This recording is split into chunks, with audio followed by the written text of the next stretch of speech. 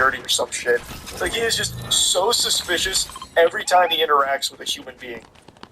But, like, that was part of the fun, I guess. So, another thing is, M. Night Shyamalan's daughter, after they escape in the limousine, she then starts making some pretty big brain plays. And that was cool. Like, she started to outsmart him. Literally everybody outsmarts him until he just kind of gets lucky. So, like, it's not a bad film. There are things I liked about it, but I just can't ignore that it really feels like the main purpose of this film was to promote his daughter's music. And the music's good, but I also would have liked to see pretty much the entire movie take place in that arena with that concept of how are you going to outsmart all of these officers and get out of there. Like, I would have liked to see how they could have explored that concept more effectively. Because they don't really do anything with it. Like I said, he only does like 2 or 3 things in the arena until he's just like, okay, I'm gonna kill this guy if you don't let me out. Which isn't exactly like the most satisfying way of getting out of that situation. That's really kind of lazy. So yeah, overall a bit disappointing. If I was to plug it into the moist meter, I'd probably give it like a 50%-ish, maybe like a 48% if we're gonna just be pulling some numbers out of our ass. It's a fine movie, I just don't think it's very good. It could have been so much better. Like I said, it really felt like the focus of the film was on M. Night Shyamalan's daughter's music, and they didn't really know what else to do beyond a concert. Like, I don't know why you'd have a serial killer who's hyped up to be like super crafty and everything do pretty much nothing crafty. It's just kind of a bit of a letdown for that. Cool concept, and once again, just not executed super well. That's about it. Yeah. It's pretty rare that I see a movie that's so abominable, so atrocious, that I actually feel embarrassed for even having wasted my time watching it. And that phenomenon just happened with the new horror film, Tarot. I was squirming in my seat. I was getting so mad at what I was watching. Like, I was steaming. My body performed an involuntary gesture of shaking my fist. Actually got him with a why I oughta. I was fuming. Started fucking Fortnite emoting in anger. That's how bad this movie was. So it's got a 5% on Rotten Tomatoes, which sounds about right. And I knew going into it was going to be irredeemable garbage because it is written and directed by one of the 3 writers of Moonfall. I sing the praises of Moonfall at least once every couple months. It is one of my favorite films of all time because it is objectively one of the most dog shit films ever produced, but in the most entertaining way possible. I think it is a masterpiece disaster of a film. It is so trash that it becomes immaculate. So I love Moonfall, and Spencer Cohen, who helped write Moonfall, wrote and directed Tarot. So I knew this had no chance of being good. But I didn't expect it to be this bad, like mind-numbingly bad, in a way that sucked all of the joy out of the room. Watching this film was like a Dementor sucking my soul out for the entire hour and a half that it played. Now, of course, it was basically an empty auditorium because no one cares about this movie. No one's really, fucking jumping out of their seats to be first in line for tickets to Tarot. But it was a pretty much empty theater, and man, I was embarrassed to just be there watching it. And it was painfully obvious that all of the actors in the movie were embarrassed to be there as well. It seemed like they were ashamed that they accepted the paycheck to appear in Tarot. None of them tried at all. Especially Jacob Batalon. You probably know him as Ned in the Marvel Cinematic Universe. He's in this film, and oh my god, it felt like he was giving the most sarcastic performance ever. Like, all the material he was given to work with is all really shittily written, but he took it and made it like a complete flat joke throughout the entire film in a way that I think was him just giving like a subtle wink and a nod to the audience that he knows that this is a bad movie he's in. To give you an example of what I mean, Jacob, while he's being hunted by the scary clown, is trapped in an elevator, and the clown's doing his like scary routine, which ends up kind of looking like it was more of like a flash mob that the clown was doing. It wasn't even scary, it just went on for so long of him doing different bad dance moves. It's like he was trying to mimic my choreography that they see me bust out at the club, which is horrifying, no doubt. But here, in this context, man, it is so stupid and goofy.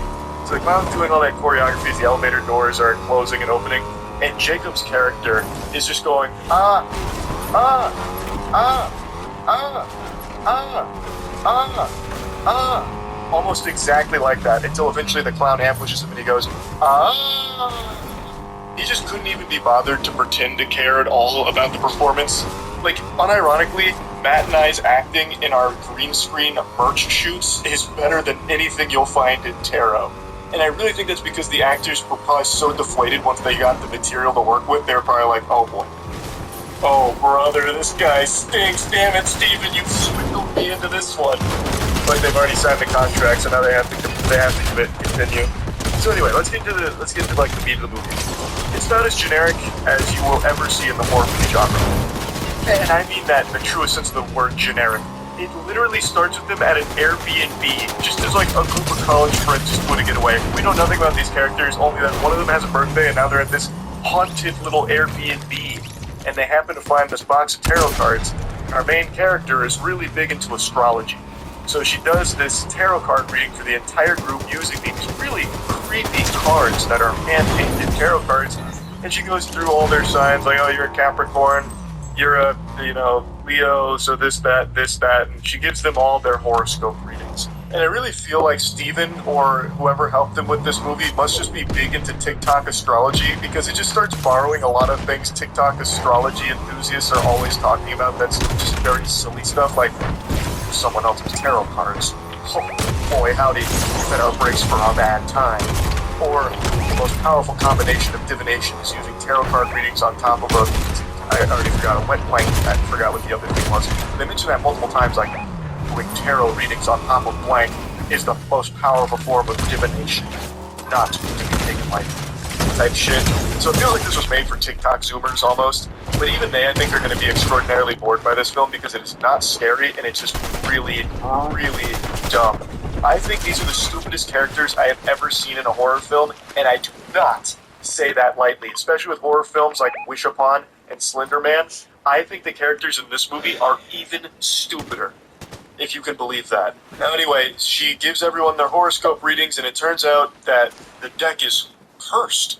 There was, back in the 1700s, a woman who was wronged and decided to place a curse upon those tarot cards where she took her own life, and now anyone that uses those tarot cards and does a horoscope will be cursed and die from it. So the horoscope readings that she was giving are starting to come true in twisted ways. So for example, one of the readings was, you'll make some money, your financial situation will improve, but then don't follow the hermit because he might lead you down the wrong track.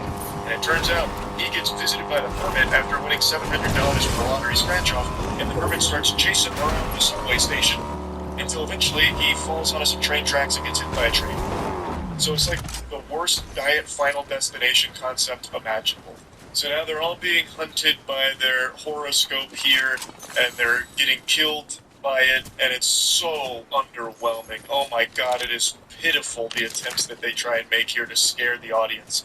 Like, there's a couple of jump scare attempts, but I feel like maybe that was like a little icky for Spencer, so he's like, it's too loud. That frightened me. Tone that down. So not even the jump scares are enough to frighten or startle anyone, because they're not even like loud or anything, and they're not even like startling. It's as weird as that is to say.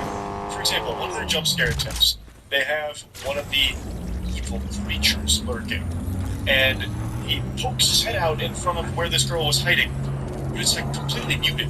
It's like super muted, so it's like in slow motion. And I know it's supposed to be a jump scare because then it kicks on the music right after that happens. But like it completely missed the timing of the jump scare. And that can be said about a lot of things in this movie. So Jacob's character, his name is Paxton. He's supposed to be the comic relief character, and he draws the fool card, so that's why he gets hunted down by the evil clown. And his jokes are the worst timed jokes ever. Like, the comedic timing in this film is non-existent. Like, anytime Paxton is going to make a joke where he's like, no, you guys are fucking, I gotta go, well, I can't think of anything he said, actually. That's about par for the course for Tarot. Just had myself a Jimmy Neutron brain blast. I remember one of his jokes was, as they're doing the tarot card readings, she's asking, who wants to come up next? And he goes, I'll go to the bathroom, and then walks by her. And like that's like the timing of that scene right there. It's so bad. And then like the whole group laughs at him like, Paxton, you got her. Oh, fried. Nice. Like that's the level of humor they try and insert here. It sucks. It super sucks. Oh my god. Like, everything in this movie fails. Like, all of it falls so flat on its fucking face, it's almost impressive how they couldn't even accidentally get something as simple as a jump scare right. So anyway, let's talk about why I actually started getting heated, because usually these kind of things I'd find to be like fun bad and maybe even a little bit charming, but this one was actually just making me upset. So they figure out early on that those tarot card readings that were done is most likely what's killing them. So like the birthday girl dies, she falls off a ladder. Her prediction was she climbs a ladder, but be careful because there might be a crushing blow from the high priestess to, do this and that. And she dies by falling off the ladder. And then the high priestess, which looks like some kind of Party City costume that was trying to emulate like the nurse from Dead by Daylight, comes out and starts hitting her with a ladder, and she dies. And then after that was the guy who got hit by the train from the Hermit, and they're like, oh, that's interesting, they're all dying kind of the same way the horoscopes said. Weird. That's probably the cause. And all of them except for one guy immediately buy into it, but they still go and visit like this old lady who they found through a Google search. The most stereotypical horror movie cliche ever. Just like a random old lady who is just the exposition vomiter. She just is present because the writer wasn't able to figure out a way to convey this story in a way that made sense. That they just have this random character that knows everything, so she explains to them and the audience exactly what's going on. And all the characters confirm, like, okay, that's 100% what's going on, now we know.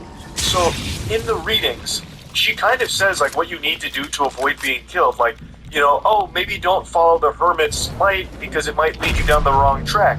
So, basically it would be, alright, don't let that light scare you and lead you in different directions and you wouldn't have fallen on the train track, that kind of thing. So they all know this now. It's the horoscopes. And they're all very well aware of what their predictions were because one of the girls actually filmed her prediction. And their car breaks down, and the prediction was, technology might stop working, but don't be alarmed, just sit tight. There's no reason to run away, because else you might find yourself hanging. That kind of thing. Her card was the hangman. So the car breaks down on this bridge, and the girl is remembering, like, oh, okay, I need to not panic, and I need to not run away.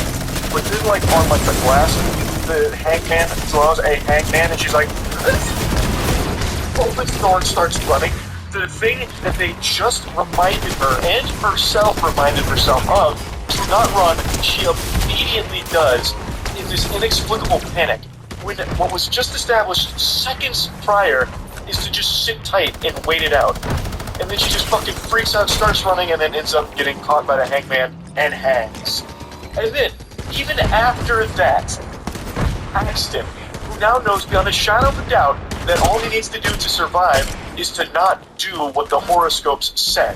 And one of his horoscope was, don't be bullheaded and make rash decisions. And then after that hanging thing, the group gets together and he's like, I'm gonna go back to the apartment, fuck you guys, this is very... Oh, it's PG-13, it doesn't say fuck you guys. He's like, poopy to you guys, this is a bunch of baloney, I'm not gonna be caught, out and about because it puts me at risk, so I'm gonna go back to the apartment. They're like, no, listen, Paxton, you're being bullheaded.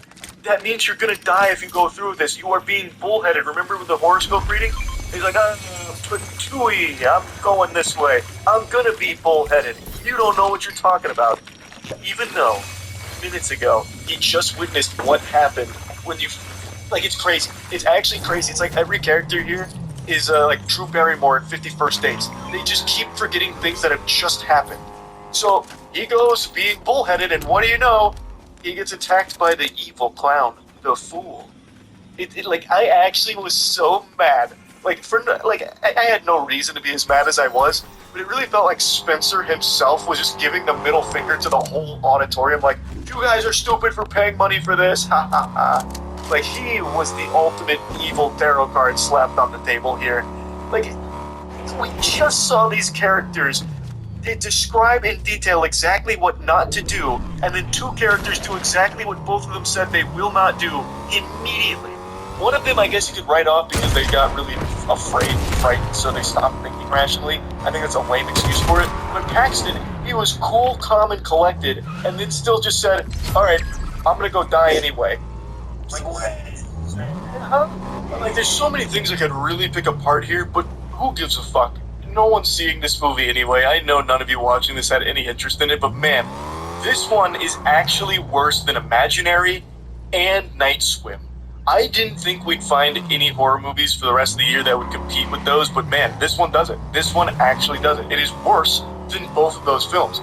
Leave it to one of the Moonfall writers to strike a new low in the horror genre, of all things. Like, I didn't even know it was possible.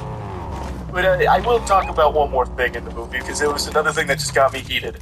So that old woman that I mentioned earlier, well, eventually the crew goes back to that house to get the tarot cards, because they eventually deduce that, hey, if we destroy the tarot cards, we probably break the curse. So they go there, get the cards, try and burn the cards don't burn, they're like, oh! They do like a fucking Mr. Beast thumbnail shot. And they're like, okay, let's call the old woman. Which, you know, I guess it's a fine idea. But you know what happened like 30 minutes before that? They tried to call that old woman, and it turns out her phone doesn't work. Like, it just goes straight to voicemail because her phone doesn't exist anymore, which is why they drove to her fucking house and you know, snuck up on her in the middle of the night. Because she doesn't have a phone that works. Yet somehow, during this moment, not only were they able to call that old woman with a phone that didn't exist or didn't work, but she shows up instantly. She literally Goku instant transmissions to the front door there in a matter of seconds, even though it took them like an entire day to drive themselves to her previously. Like, this is just such a poorly made movie from top to bottom. Nobody gave a shit at all. Like, I don't know what you were thinking with this one, Spencer. I really don't. Moonfall is a beautiful disaster. This one is a tragic disaster. It's so shit. So the old woman shows up, and I'm like, okay, she's going to be, like, really helpful here. She's going to be instrumental. So she sets up, like, this ritual where she was going to reverse the tarot card readings to try and flip it on the evil entity, the old woman who was wronged and cursed the deck. And as she's doing it, the old woman immediately just gets possessed. Like, she gets force choked by the evil entity and then stabbed with 6 swords. Because the evil entity did a tarot card reading on her where she drew the 6 swords card, whatever the fuck that is, and she's like, uh-oh, whoops-a-daisy. So then, literally force grabbed, and then drops her corpse with 6 swords in it in the middle of, like, the hallway. And that was the entire role of the old woman. That's it. She showed up just to get stabbed 6 times and contribute nothing.